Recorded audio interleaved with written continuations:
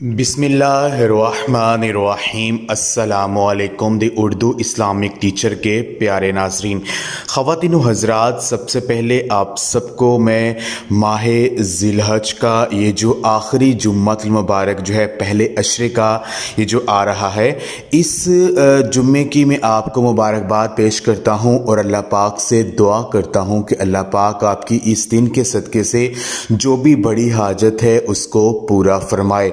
ख़वातीन व हज़रात, आज मैं आपकी खिदमत में एक ख़ास तस्बीह का वजीफ़ा लेकर हाज़िर हुआ हूँ।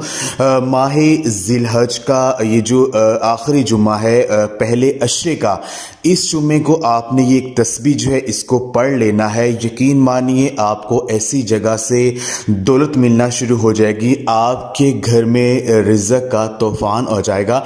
अल्लाह पाक आपकी जो भी बड़ी हाजत है उसको कबूल फरमाएंगे और जो भी आपको मौली परेशानी जिनका आपको सामना करना पड़ रहा है, तो इस ख़ास दिन के सदक़े से अल्लाह पाक से अगर आप सच्चे दिल से मांग लेते हैं तो आपको फ़ौरन मिल जाएगा। ख़वातीन व हज़रात, आजकल के इस दौर में हर बंदा जो है वो रिज़्क़ की तंगी की वजह से परेशान है, चाहे वो अमीर है चाहे वो गरीब है।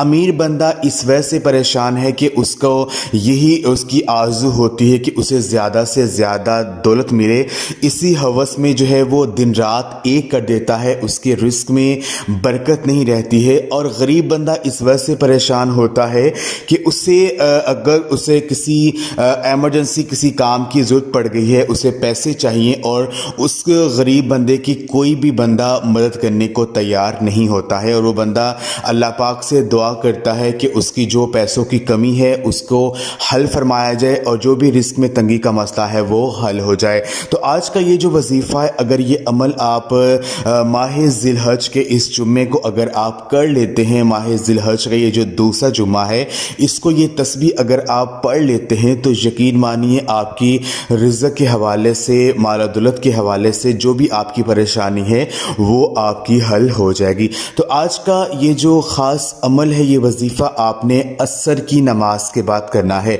नमाज असर जब आप अदा कर लें, आपने जाए नमाज पर बैठ जाना है, या आप इस अमल को चलते फिरते भी आप कर सकते हैं। आपने एक तस्बीह सुब्हानल्लाहि व बिहम्दिही सुब्हानल्लाहिल अज़ीम व बिहम्दिही अस्तग़फिरुल्लाह, सुब्हानल्लाहि व बिहम्दिही सुब्हानल्लाहिल अज़ीम व बिहम्दिही अस्तग़फिरुल्लाह, ये तस्बीह मलाइका की तस्बीह है और जिसकी बरकत से अल्लाह पाक जो है वो रोज़ी अता करते हैं। ये तस्बीह जो है ये अमल हज़ूर नबी पाक सल्लल्लाहु अलैहि वसल्लम का बताया हुआ ये अमल है। ये तस्बीह अगर आप पढ़ लेते हैं, इसको पढ़ना शुरू कर देते हैं, तो अल्लाह पाक जो है वो आपके जो घर के माली हालात हैं उनमें बेहतरी अता फरमाना शुरू कर देते हैं। तो आपने असर की नमाज के बाद जो है ये एक तस्बीह, इस तस्बीह को आपने 101 मरतबा 101 टाइम्स आपने ये तस्बीह जो है इसको आपने पढ़ना है। उसके बाद आपने अल्लाह पाक के दो नाम या वहाबू या मुजीबू, या वहाबू ए बहुत ज़्यादा अता करने वाली ज़ात, या मुजीबू ए कबूल करने वाले, ए दुआओं को कबूल करने वाली ज़ात, आपने अल्लाह पाक ये जो दो नाम है या वहाबू या मुजीबू, इन दो नामों को इकट्ठा आपने 101 मरतबा पढ़ना है।